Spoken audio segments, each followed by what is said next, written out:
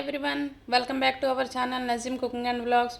చూసారా ఎంత పెద్దగా ఉన్నాయో. ఆనియన్స్ బజ్జీలు అయితే వేసేద్దామని ఇలాగ 3 బజ్జీస్కి రెడీ చేస్తున్నాను. పిండి అయితే చాలా బాగుంటాయి కదా. మనకి మగవాళ్ళు ఇంటికి వచ్చి కూర్చొని ఏంటో స్నాక్స్ అనే లోపు చేసి పెట్టేయచ్చు. ఓన్లీ 3 ఇంగ్రీడియంట్స్ అయితే చాలు.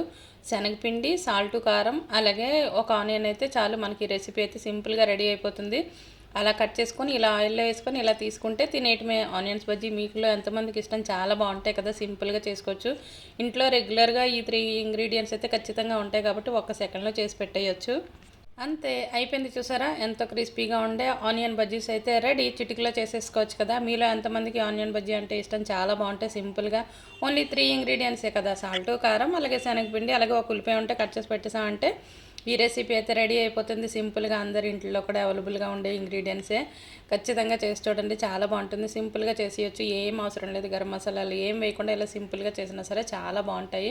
ఇదైతే వేడిగా ఉంది కాబట్టి మన చేతులు కూడా కాలుతున్నాయి. ఆహా, టేస్ట్ అయితే సూపర్. ఇంకెందుకు మరి ఆలస్యం, చూసినందుకు ఒక లైక్ ఇచ్చేయండి. Keep watching Nazeem cooking and vlogs.